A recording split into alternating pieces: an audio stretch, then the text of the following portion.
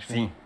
Juca, na Neoquímica Arena, Corinthians 1, Flamengo 1. Mais um jogo sem vitória do Corinthians. Eu sei que o árbitro foi protagonista e muito importante, né, no que aconteceu. Mas o Corinthians poderia ter feito mais, ainda mais porque ficou com um a mais bastante tempo. Bom, vamos lá por partes. Primeiro, o Corinthians empatar com o Flamengo em qualquer circunstância, em qualquer estádio, mesmo em casa, com mais de 40 mil torcedores, não é um mau resultado para o Corinthians, dada a diferença entre os dois times. Segundo, Hugo Souza precisa ser avisado que não é mais jogador do Flamengo, porque o lançamento que ele fez para o Jorginho e redundou antes do terceiro minuto no primeiro gol do Flamengo é dessas coisas que o Hugo Souza faz com frequência. E aí eu continuo sem entender por que ele é convocado para a seleção brasileira, como foi de novo, diante da lesão do Alisson, né? É o quarto goleiro, mas ainda é do hall dos que podem ir para a Copa do Mundo, me parece um absurdo. O Flamengo entrou em campo para jogar um jogo do Campeonato Brasileiro, pontos corridos. O Corinthians entrou para jogar um mata-mata, decisão contra o Flamengo. O Flamengo demorou para perceber isso. Mesmo depois de fazer o 1-0, o Flamengo estava num ritmo, o Corinthians em outro. Tanto que o Corinthians empatou e até foi melhor que o Flamengo no primeiro tempo. Tenho para mim que no intervalo a atenção do time do Flamengo foi chamada para isso, né? Que o Corinthians estava jogando uma decisão no campeonato e que o Flamengo precisava se aprumar. E o Flamengo estava jogando melhor que o Corinthians, estava amassando o Corinthians nos primeiros minutos do segundo tempo. O jogo estava muito interessante, porque estava na cara que o Corinthians estava jogando por um contra-ataque e o Flamengo tomando conta. Aí tem uma expulsão absolutamente... Não é possível que o assoprador de apito em cima do lance vê o lance de frente, percebe que não houve nenhuma intenção de atingir. Atingiu ali por pouco. Não foi um lance maldoso, um lance para cartão amarelo. O VAR intervém mal, diga-se de passagem, porque não tinha nada que intervir, né? Porque sua senhoria estava na cara do lance. Quer dizer, era uma questão de interpretação errada, mas não era um escândalo. Não tinha que intervir o VAR. Aí acaba o jogo. O Flamengo, a exemplo, parece que virou tradição, né? O Flamengo ficar com 10 jogadores contra o Corinthians. Foi assim na Copa do Brasil, né? Naquela semifinal de 2024, se não me engano, né? Que o Flamengo conseguiu controlar o jogo mesmo com 10 jogadores desde o primeiro tempo, e foi assim na Supercopa. Aí acabou o jogo, né? O Flamengo, um time talentoso, inteligente, frio, né? Passou a cozinhar o Corinthians, cozinhou, só no fim correu o risco. Sim, preciso fazer um registro, né? O Hugo Souza se redime, né? Ao defender um voleio magnífico do Arrascaeta no fim do primeiro tempo. E depois, no final do jogo, é o Rossi que faz uma defesaça numa virada do Yuri Alberto, depois que o Guinegão perde o gol na cara do gol por furar a bola. Então, claro, 10 contra 11 era para o Corinthians ter se aproveitado melhor. Aí alguém dirá, por que não se aproveitou? Porque foi tímido? E eu diria, não se aproveitou porque o Flamengo é melhor.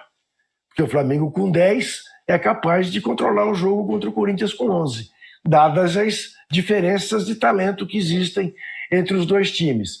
Mas, enfim, o que me deixa pé da vida é que estava um jogo muito bom de se ver e o assoprador de apito jogou o jogo no lixo, porque o segundo tempo foi como era. O Flamengo tinha todo o direito de fazer. Foi um jogo, uma contagem regressiva até o final do jogo, por mais que ele tenha dado 10 minutos de acréscimo. E o Corinthians está reclamando que ele não deu o tempo necessário de acréscimo, que ele encerrou o jogo antes de uma oportunidade para o Corinthians. Olha, passasse mais 3 dias, acho que o Corinthians não faria gol no Flamengo. Porque, na verdade, criou uma chance, que foi essa do Yuri Alberto. A torcida também reclama do que teria sido um pênalti, né? Isso é a maior reclamação da torcida do Corinthians, do lance que teria sido um pênalti. Eu até considero... Cara de pau, até considero que houve o pênalti. Pelo amor de Deus, gente. Até considero que o Ayrton Lucas calça de fato o André. Pelo amor de Deus. Mas aí a lei das compensações fala mais alto. Acho que o resultado foi justíssimo.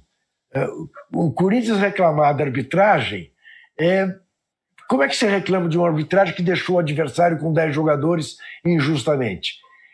O que essa expulsão condicionou até para que tenha havido o pênalti? Então, não tem que reclamar de arbitragem. Os 2 times podem reclamar de arbitragem, nenhum dos times reclama de arbitragem. Marcelo Paz, inclusive, depois do jogo, chamou a coletiva para falar contra o Rodrigo Pereira de Lima, falar do pênalti, falar do... Ontem, né? Agora, o Boto reclama, o Paz reclama. No jogo de sábado, os 2 clubes tiveram dirigente falando antes do jogo. Esse lance, assim, eu discordo frontalmente com relação à reclamação desse pênalti. Na verdade, o André prepara o chute e a perna do Ayrton Lucas está aqui, ele se enrosca na perna do Ayrton Lucas, e não o contrário. Pode ver o lance. Ele se enrosca. E aí cai, claro. Aí cai, o que acontece, eu acho incrível como nas transmissões de jogo impera a ingenuidade.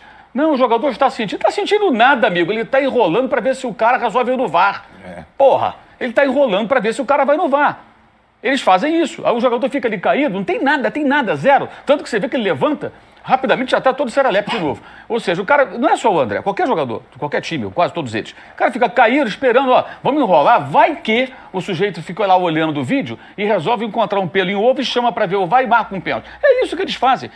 Quando eu falo que o futebol está insuportável, é por isso. Também acho que não houve agressão do Jorginho. Acho que foi pelas imagens ali, não dá para ter muita gente da torcida do Flamengo reclamando. Eu acho que não foi.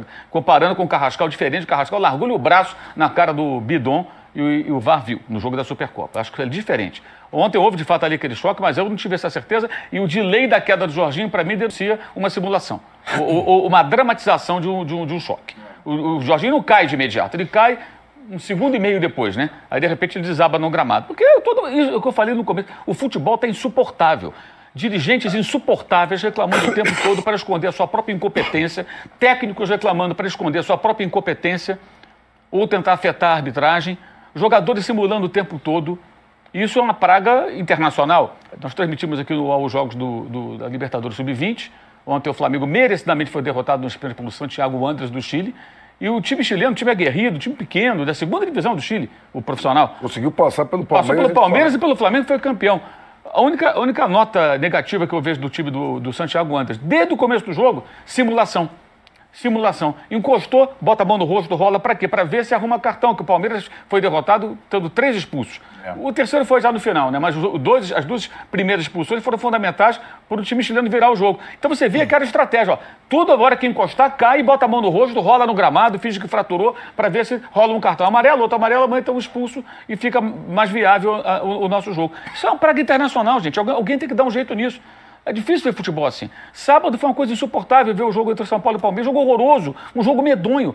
Aí, olha só, aí fui dormir pé da vida. Fiquei acordado vendo essa porcaria de jogo. É dose pra javali, né? Dever de ofício. Vamos embora. Aí você dorme e acorda, liga a televisão. Newcastle e Sunderland. Cara, lá e cá, o couro comendo. O clássico do norte da Inglaterra não se enfrentavam no St. James Park há uma década, porque o Sunderland foi parar na 3ª divisão.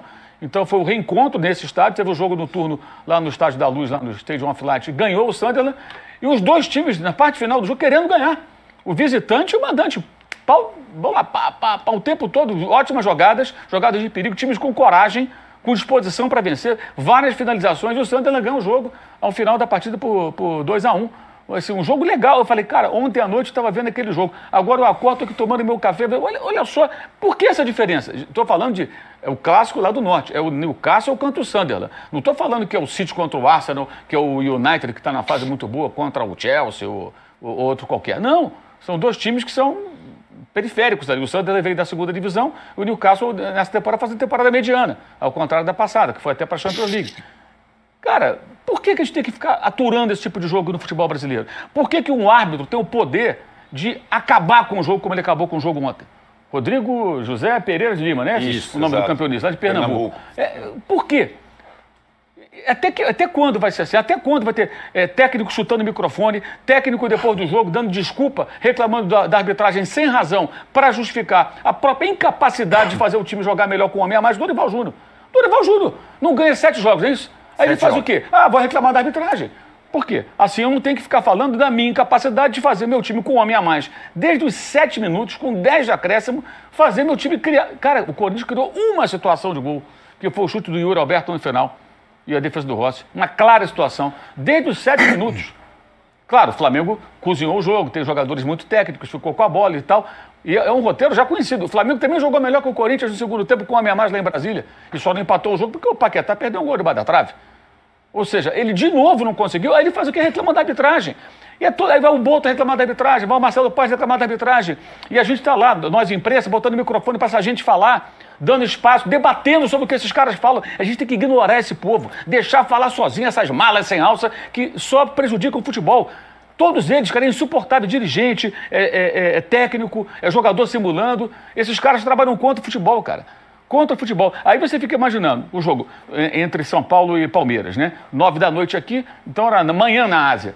Vamos formar uma liga, né? Agora uma liga única e fazer com que os times de futebol do Brasil se organizem e vamos vender o produto do Campeonato Brasileiro. Você acha que um cara lá na China vai acordar de manhã para ver um jogo daquele? Se ele acordou para ver o Campeonato Brasileiro, times grandes, São Paulo e Palmeiras, 54 mil pessoas no estádio, o cara acorda para ver o jogo, ele nunca mais vai ver, porque horas depois ele tem um jogo da Premier League à sua disposição, que é muito melhor. É isso, é competir com os jogos, o Real Madrid e Atlético agora 3-2, um jogo também movimentado nesse final de semana, entre outros. Gente, não dá para conviver com isso e aceitar passivamente. A gente está se acostumando com essa M mesmo de futebol que se pratica aqui, com exceções, como foi o jogo Vasco e Grêmio que o Arnaldo destacou, que foi um jogo legal. E o Corinthians e o Flamengo estava até realmente um jogo interessante. O árbitro acabou com o jogo. O Juca falou, concordo. Ele acaba com o jogo. Ele acaba com o jogo. Simplesmente. Então você tem um ou outro jogo interessante. Ontem, eu tenho publicado a cada rodada lá o tempo de jogo. Ontem, nessa rodada, tivemos um jogo com 62 minutos praticamente, que foi o jogo Vasco e Grêmio, e jogo com 45 e pouquinho, que foi o jogo do Klaus, acho que foi o Atletiba, né? 45 minutos e pouco. Gente, um jogo tem 62 minutos de bola rolando, o outro tem 45. É uma diferença de 17 minutos. Meio tempo de jogo. No mesmo campeonato.